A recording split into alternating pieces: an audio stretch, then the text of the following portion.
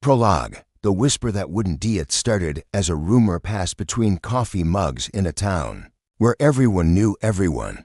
Chief Harold Jameson handshakes, parades, awards on the city hall wall had cooked the crime numbers. Nothing big, people said, a little rounding down to calm the nerves. But whispers, once loose, learned to run. I didn't plan to be part of this story. I went to meet a source about an unrelated zoning fight, and he slid me a photocopy so grainy you could almost hear it hum. A patrol report edited after the fact. 2 versions, same incident number, 2 different outcomes. In one, the victim called for help. In the other, the call never happened. Start here, my source said, and don't stop when it hurts. The shine on the badge Kef Jameson was. All present expressed blues, a calm smile that said, "You're safe under him." The department's monthly briefings glowed. Burglaries down 19%, aggravated assaults down 31%. A streak of resolved cases that bordered on legendary. City council meetings clapped. Local businesses sponsored chiefs awards. But numbers are like mirrors. Tilt them, and they reflect what you want.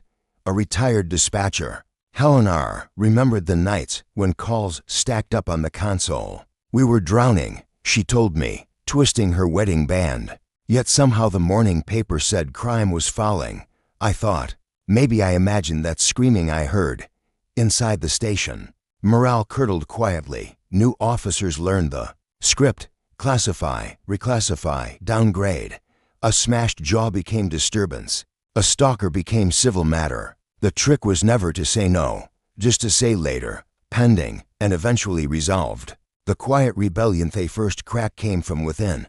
Officer Miguel Torres, 10 years on the job, kept a shoe box under his bed, carbon. Copies of reports corrected in the records unit, names of victims who never received callbacks, and Photoshop smooth charts handed to counsel. He started photographing the originals before logging them. Insurance, he called it.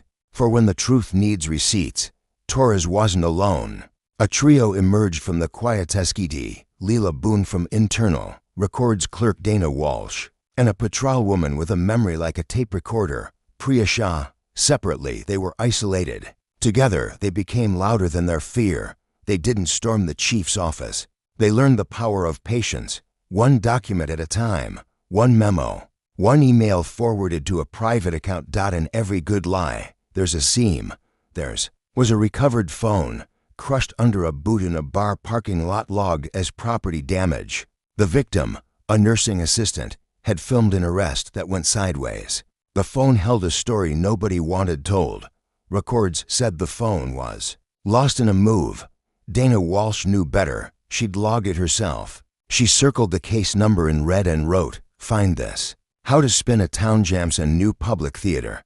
He sat for interviews under soft lighting, framed by certificates. He spoke about community partnership, modern policing, and a department in step with the times. He posted photos shaking hands with pastors, ribbon cuttings for neighborhood watch kiosks, a canned food drive that made the front page. Behind the curtain, budgets fattened.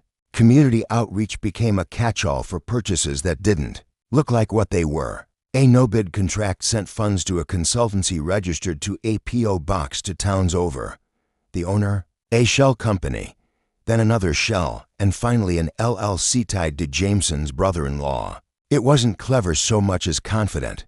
Confidence is a thief's best friend when everyone wants to believe.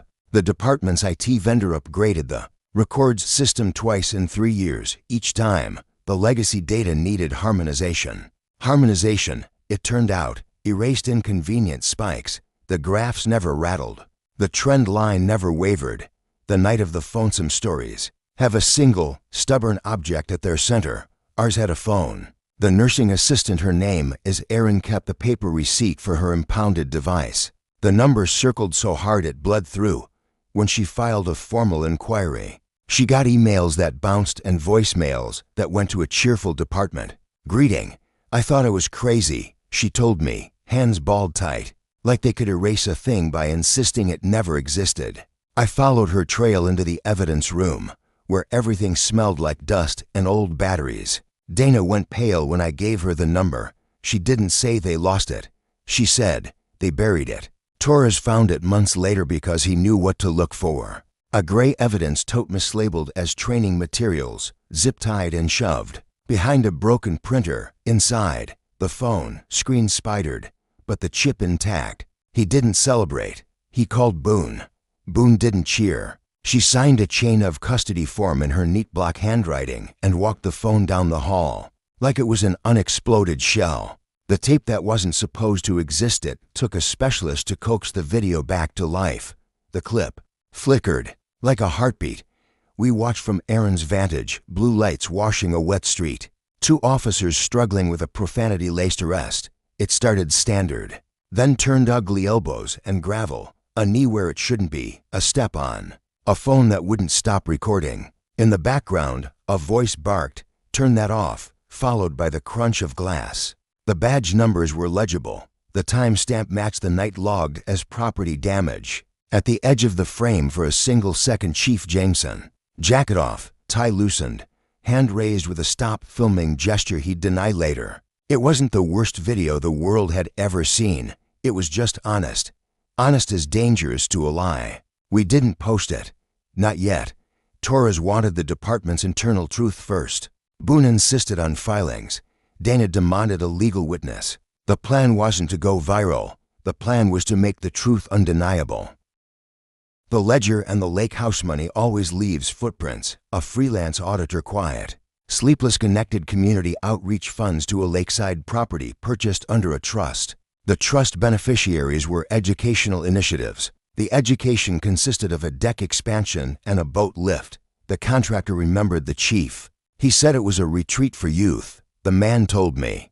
Didn't look like any retreat I've seen unless the youth were very rich. Boone obtained the bank records through lawful channels. The kind that leave everyone paper cut and irritable. The wires were clean, but the invoice memos weren't. Community program disbursement doc reinforcement. A doc for what? For whom? When the counsel asked, Jameson smiled. A misunderstanding. He promised to return any funds improperly allocated. Promises are cheap. Audits are not. The city, embarrassed, tried to thread the needle express. Concern while offering Jameson time to clarify. Meanwhile, the whistleblowers' names circulated in high whispers. Torres found a nail in his tire. Dana came home to a front door just slightly open. The circle tightens. Jameson pulled the department tight. Briefings moved off calendar. Orders came face to face, without emails. A loyalty meeting turned into a quiet purge, reassignments, desk duty, a sudden avalanche of minor policy violations. Officers who'd been friendly in hallways began staring past Torres like he was a ghost dot in the city. Tension rose like heat off asphalt. Church basements filled with angry prayers and lukewarm coffee. Town halls shifted from polite to raw. The chief's supporters came in good faith and shouted. His critics came exhausted and shook. A mother with a cracked voice asked why her daughter's stalking case was pending for 8 months while the chief managed photo ops twice a week. I kept recording, and I kept my schedule unpredictable. When people fall, they don't always fall quietly. The knock you don't ignore. Who never expected Delta Force, not for a moment. This wasn't a siege. It was a paperwork story with teeth. But one morning, unmarked SUVs glided into the municipal lot, and the air changed. Not weapons drawn. Not a movie, just an unmistakable precision that says, we are here for a reason. Word traveled faster than the sirens didn't. People lined the sidewalk as men, in plain tactical gear, stepped out, faces unreadable, insignia minimal. They weren't there to kick in a door. They were there to serve to deliver a sealed federal package that needed a particular kind of chain of custody and a particular kind of seriousness. I learned later through open records and careful phone calls that the special delivery was a consolidated federal notice, subpoenas, preservation orders, and a directive relating to potential interference with federally protected communications. Translation: that crushed phone wasn't just evidence of a local mess. It was evidence of a possible civil rights violation tied to federal authority. The kind of thing that says, don't you dare touch another bite. The presence of an elite unit wasn't about dramatics. It was about ensuring no one in the building could claim confusion. Delay, or we never got that. The confrontation jamans watched them from behind glass, motionless. He'd shaved that morning. The aftershave lingered under the fluorescent buzz. The lead operator spoke little, only enough to confirm identity, document receipt, and witness the chief's signature, acknowledging service. A small video camera captured the exchange, no theatrics, no raised voices. Just the sound of a pen scratching and the click of a clasp on a briefcase. But pride is a bad counselor.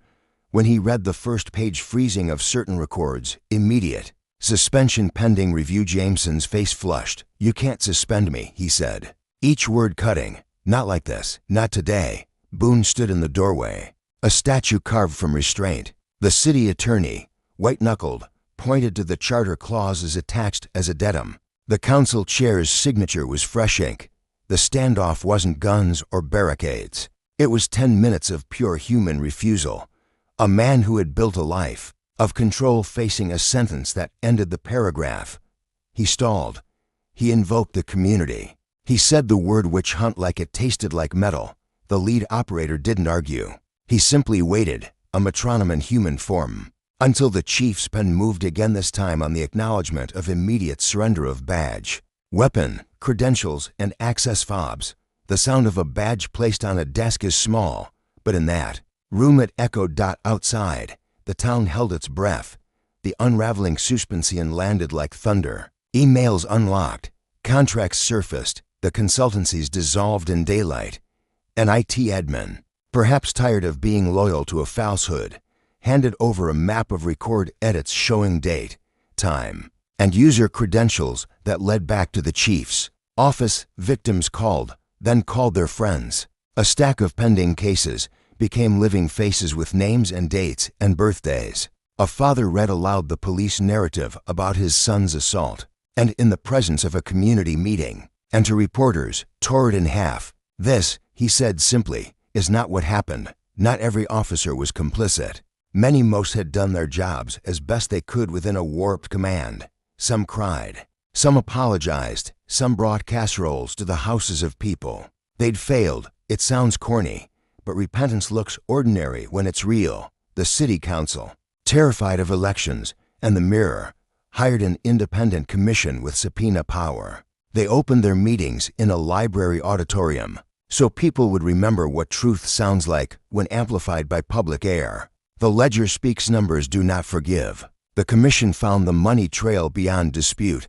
Funds marked for youth mentorship programs, rerouted for private improvements, procurement processes that leapfrogged safeguards, honorariums for community lectures that never occurred. A board member read the findings in a voice that made even bullet points seem like poetry. "We find widespread misclassification," she intoned. "We find intentional misreporting. We find misuse of public funds. We find a culture of intimidation within the department that chilled internal dissent and public complaint." People didn't cheer, they absorbed. Someone in the back whispered, "Finally." Like a prayer that had run out of words, Jameson issued a statement through council. He denied wrongdoing, framed decisions as judgment calls, invoked unprecedented scrutiny, and promised to clear his name. But denials cannot cross a bridge once burned by evidence everyone has seen. What healing looks like rebuilding began where harm had landed, case by case. The department, under an interim chief who smiled rarely and listened often, sent apology letters and then showed up in person. They reopened investigations not as performative penance, but as obligation. They created a public dashboard where cases could be tracked in real time. No harmonizing, no euphemisms. The whistleblowers went from pariahs to pillars. Torres returned to patrol and started an evidentiary integrity task force. Boone accepted a role as deputy chief over professional standards with a mandate in plain language: protect the truth. Dana moved from the basement to the front office, where she trained new clerks to treat paper like people. Aaron, the nursing assistant whose phone had been crushed and then resurrected, stood at a lectern during the first community night after the suspension. "I am not your enemy," she said, eyes wet but unflinching. "I am your witness, and I'm not going away." Church bells rang on Sundays like always.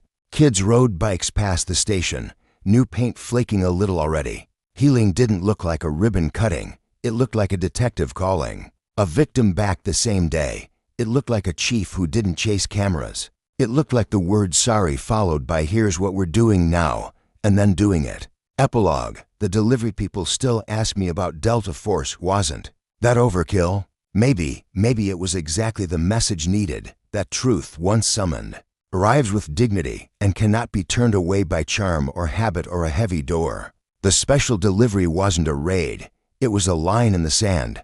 You will not bury this anymore. On a quiet afternoon months later, I walked past the station. The lobby wall where Jameson's portrait had hung was empty, to nail holes like punctuation. The clerk waved me in to sign a record's request. She had a sticky note on her monitor that said, "Tell the truth twice, once on paper, once in person." As I left, a boy and his mother walked in. He held a folded piece of paper, a statement.